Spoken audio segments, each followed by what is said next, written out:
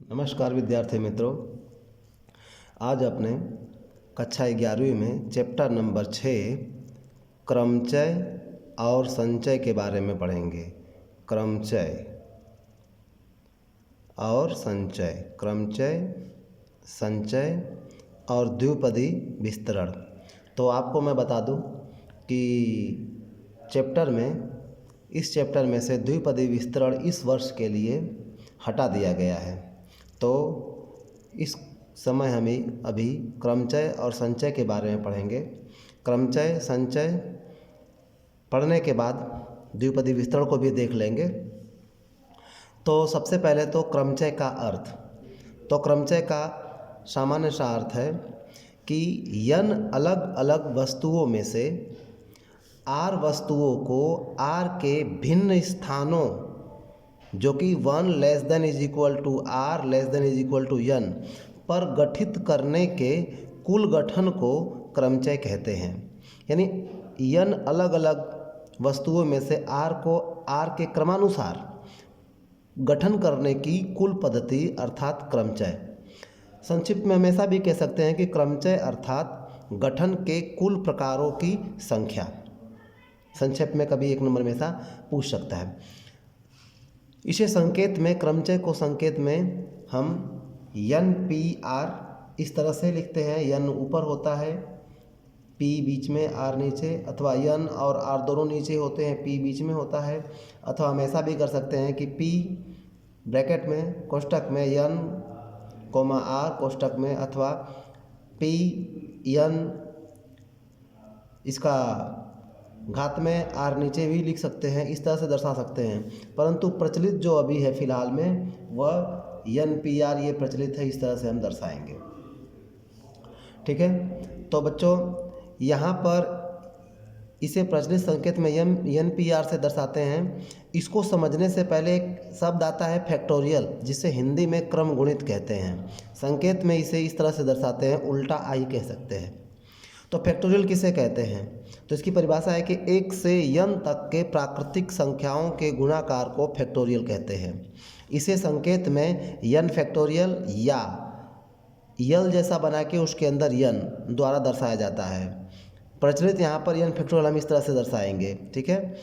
जैसे अगर 5 फैक्टोरियल लिखा हुआ है, 5 फैक्टोरियल, तो इसकी वैल्यू क्या होगी? 5 × 4 × 3 × 2 × 1 बराबर, गुणा करेंगे तो 5 चौके 20, 3 60, दोनों 120, यानी 120 आंसर आ जाएगा।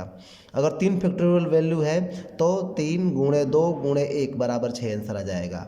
बराबर, यानी 10 फैक्टोरियल है तो 10 × 9 × 8 करते 1 तक आएंगे। तो इस तरह से अगर फैक्टोरियल में है तो उसकी वैल्यू कैसे निकालना है आपको मालूम पड़ गया होगा। नेक्स्ट बच्चा, यहाँ पर देखेंगे कि जो क्रमचय था, अभी ये क्रमचय का अर्थ हमने पढ़ा और फैक्टोरियल का अर्थ पढ़ा। अब क्रमचय के सूत्र को हम NPR से दर्शाते हैं। तो NPR बराबर सूत्र होता है n factorial upon n minus r factorial. बराबर, दूसरा एक संक्षिप्त सूत्र है, वैकल्पिक सूत्र है NPR बराबर n minus 1 n minus 2 dash dash dash n minus r plus 1। यानी एक सूत्र ये है, एक सूत्र ये है। तो पहले हम NPR बराबर इस सूत्र से हम समझते हैं। तो यदि उदाहरण के तौर पर 5p3 की वैल्यू ज्ञात करनी है, ठीक है, अगर 5p3 की वैल्यू को ज्ञात करना है तो n के जगह पर देखो क्या है, 5 है, r के जगह पर क्या है, 3 है। तो हम सूत्र में रखेंगे बराबर n फैक्टोरियल, यहाँ पे लिखा हुआ है तो n फैक्टोरियल के जगह पे आएगा, n के जगह पे यहाँ पर 5 है तो 5 factorial upon n minus r है तो यहाँ पर n हमारा 5 और r कितना है, 3। तो 5 - 3 बराबर कितना हो गया, 2। तो यहाँ पर ऐसा लिख सकते हैं कि इस पर से हम लिख सकते हैं कि n इज इक्वल टू क्या मिल गया, यहाँ पर लिख सकते हैं कि n इज इक्वल टू 5 और r इज इक्वल टू 3। किस पर से, सूत्र पर से हमने निश्चित कर लिया। अब n फैक्टोरियल तो n के जगह पे 5 रख दिया और n माइनस r तो n 5 - 3 हो गया। ठीक है। तो यहाँ पर 5 फैक्टोरियल अपॉन 2 फैक्टोरियल वैल्यू आ गई। अब 5 × 4 × 3 × 2 × 1 कर सकते हैं ऐसा, अपॉन क्योंकि 5 फैक्टोरियल की वैल्यू क्या होगी, 5 से हम 1 तक जाएंगे, बटे में 2 फैक्टोरियल है तो 2 से 1 तक जाएंगे, तो 2 गुणे 1। अब 2 से 1 से 1 कट गया, तो 5 गुणे 4 गुणे 3 बराबर कितना आ गया, 60। ये हमारा आंसर हो गया। अब यदि हम वैकल्पिक विधि से देखें तो वैकल्पिक विधि में यहाँ पर हो गया एन पी आर बराबर n-1 n-2, इस तरह से सूत्र है। तो उदाहरण में हमें 5p3, तो यहाँ पर समझ लेना है कि अगर 5p3 तो n को r के जितना कम करना है, तो r कितना है, 3 है, तो 5 को हम 3 बार कम करेंगे। ठीक है, तो यहाँ पर 5, यहाँ पर 5 में से 1 घटाएंगे, 5 में से 1 घटाएंगे तो 4, और 5 में से 2 घटाएंगे तो 3, यानी 5 गुणे 4 गुणे 3 बराबर 60। ऐसा भी समझ सकते हैं कि 5 को 3 बार कम करना है, तो 5 1 कम कर दो 4, 1 कम कर दिया 3, तो सीधे आंसर आ गया 60। इस तरह भी हम कर सकते हैं। तो उदाहरण था, सूत्र को समझा हमने। ठीक है, तो इसके आगे अब हम देखेंगे स्वाध्याय 6.1 का क्वेश्चन नंबर 1, जो कि इस पे से पूरा हो जाएगा। तो यहाँ पर स्वाध्याय 6.1 में पहला प्रश्न है 10p3, तो यहाँ पर सूत्र में लिखेंगे एन पी आर बराबर n factorial n minus r factorial. तो हम यहाँ पे लिख सकते हैं, इसलिए n बराबर क्या है 10 और r बराबर क्या है 3। तो अब क्या हो जाएगा, यहाँ पर 10p3 बराबर, तो n की जगह लिख देंगे 10 फैक्टोरियल, और n माइनस आर तो 10 माइनस 3 फैक्टोरियल से रहेगा। तो 10 का 10 फैक्टोरियल बटे में 10 में से 3 घटाया 7 फैक्टोरियल आ गया। अब क्या करेंगे, हम 10 को कम करेंगे, 10 फैक्टोरियल की वैल्यू क्या होगी 10 से लेके 1 तक, परंतु नीचे 7 है, तो 10 गुणे 9 गुणे 8 गुणे 7 फैक्टोरियल कर देंगे, और नीचे 7 फैक्टोरियल तो 7 फैक्टोरियल, यानी 7 के यहाँ पर पीछे ले जाने की जरूरत नहीं है, क्योंकि 7 गुणे 6 गुणे 5 गुणे 4 गुणे 3 गुणे 2 गुणे 1 कर सकते हैं। तो नीचे भी हमें 7 से नीचे करना पड़ेगा, 7 गुणे 6 गुणे 1 तक करना पड़ेगा। तो ये लास्ट में तो 7 है, इधर भी 7 है, तो इसके पीछे के सभी कट ही जाने हैं, तो इसको फैक्टोरियल में ही हम रहने देंगे। तो 7 से 7 कट गया, तो 10 गुणे 9 गुणे 8 720 हमारा आंसर आ गया। वैकल्पिक विधि से देखें तो सीधे सूत्र लिख देंगे एन पी आर बराबर n-1 n-2, इस तरह से सूत्र होता है n-r+1। तो 10p3, तो 10 को हम 3 बार कम करेंगे, तो यहाँ पर 10 गुणे 9 गुणे 8 बराबर 720 डायरेक्ट लिख सकते हैं। अथवा समझना है तो 10 में से 1 घटा देंगे, n-1 है तो 10 में से n है 10 - 1, फिर 2 घटाएंगे तो 10 - 2, अगर यहाँ 4 होता तो 10 - 3 भी करते। समझ में आया। तो यहाँ पर 10p3 बराबर, तो 10 को 3 बार कम करेंगे, 10 गुणे 9 गुणे 8 बराबर 720 डायरेक्ट।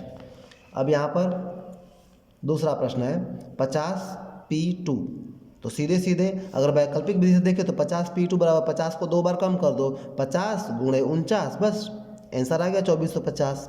अगर बड़ी वाली विधि से करना है तो यहाँ पर 50 फैक्टोरियल, n के जगह 50 तो 50 फैक्टोरियल, n माइनस आर तो 50 - 2 फैक्टोरियल, तो 50 फैक्टोरियल बटे में कितना हो गया 48 फैक्टोरियल। तो हम घटा देंगे 50 गुणे 49 गुणे 48 फैक्टोरियल, नीचे 48 है तो रोक देंगे वहाँ पर, और नीचे 48 फैक्टोरियल, तो 48 से 48 फैक्टोरियल क्या हो जाएगा, कट जाएगा। तो 50 गुणे 49 लास्ट में तो वही आना है, बराबर 2450। तो ऐसे ही बच्चों यहाँ पर 8p7 है, तो इसकी वैल्यू हो जाएगी 8 फैक्टोरियल बटे में 8 - 7 फैक्टोरियल, 8 फैक्टोरियल बटे क्या हो जाएगा 1 फैक्टोरियल घटा दिया तो 8 फैक्टोरियल वैल्यू आएगी। परिणाम, जो कि परिणाम होते हैं, परिणाम इसमें दिया हुआ है किताब में, परिणाम को एक बार समझ लें। ठीक है, तो बच्चों परिणाम देखो दिया हुआ है, आपकी किताब में दिया हुआ है, डायरेक्ट उस पर से ही हम समझ लेते हैं। यहाँ पर पेज नंबर 219 पे देखो दिया हुआ है, यदि कभी भी n-p0 दिया हो तो ये वैल्यू कितनी होगी 1 होगी। यदि n के जगह पे 10 दिया है, 10p0, तो भी 1 आंसर आएगा। अगर 5p0 दिया है तो भी आंसर कितना आएगा 1 आएगा। इसको समझना है तो इस तरह से समझ सकते हैं। n-p-r बराबर सूत्र ये हमारा होता है, सूत्र में रखेंगे n फैक्टोरियल n-0, 0 घटा देंगे तो क्या हो जाएगा, n में से 0 घटाएंगे तो n नहीं आएगा, तो यहाँ पर ऊपर n फैक्टोरियल, नीचे भी n बचा तो n फैक्टोरियल, दोनों कट जाएंगे, तो अंत में क्या आएगा 1। तो हम सूत्र से करेंगे तो भी सिद्ध हो गया ये। तो याद रखना है कि कहीं पर भी अगर 10p0 आया तो कुछ करना नहीं है, 10p0 की वैल्यू डायरेक्ट हम क्या ले लेंगे 1 ले लेंगे। अगर 8p0 लिखा हुआ है तो डायरेक्ट वैल्यू कितनी हो जाएगी, 1 हो जाएगी। ऐसे ही यहाँ पर n अगर दिया हो, n बराबर क्या होता है, n फैक्टोरियल होता है। यानी अगर लिखा है 8p8 बराबर क्या हो जाएगा, तो 8 फैक्टोरियल हो जाएगा। 5p5 तो क्या हो जाएगा, 5 फैक्टोरियल हो जाएगा। कुछ करने की जरूरत नहीं, डायरेक्ट आंसर लिख देना है फिर। तो यहाँ पर npr, हम सूत्र को समझेंगे। अगर n माइनस n घट जाए तो यहाँ 0 हो जाएगा, तो क्या बचेगा, खाली n ही बचेगा ना। इसीलिए n फैक्टोरियल बटे 0, तो n फैक्टोरियल आंसर आएगा। यहाँ पे उदाहरण दिया हुआ है। ऐसे अगर np1 बराबर n दिया है, यानी अगर np1 अगर वैल्यू आती है तो हमेशा n ही आंसर आएगा। मतलब यदि 10p1 तो वैल्यू क्या आएगी, 10। 5p1 तो वैल्यू कितनी आएगी, 5। ठीक है, यहाँ पर सूत्र से समझ भी सकते हैं। जैसे np1 तो n फैक्टोरियल, n में से 1 घटाएंगे तो क्या हो जाएगा, n माइनस 1, तो n क्या हो जाएगा, कैंसिल हो जाएगा ये, तो क्या बचेगा, n ही बचा। तो अगर कभी भी np1 है तो आंसर n ही आएगा। अब लास्ट है, ये IMP है। यहाँ पर n माइनस 1 बराबर n फैक्टोरियल, इसका मतलब कि n से यदि एक अंक छोटा है r, तो उसकी वैल्यू जो होती है, जो यहाँ पर n होता है उसकी जितनी होती है फैक्टोरियल लगा देंगे। जैसे अगर 5p4 है तो आंसर क्या आएगा, 5 फैक्टोरियल आ जाएगा। 10p9 है तो आंसर क्या आ जाएगा, 10 फैक्टोरियल आ जाएगा। डायरेक्ट कर ही देना है, सूत्र में रखोगे तो भी आंसर आएगा।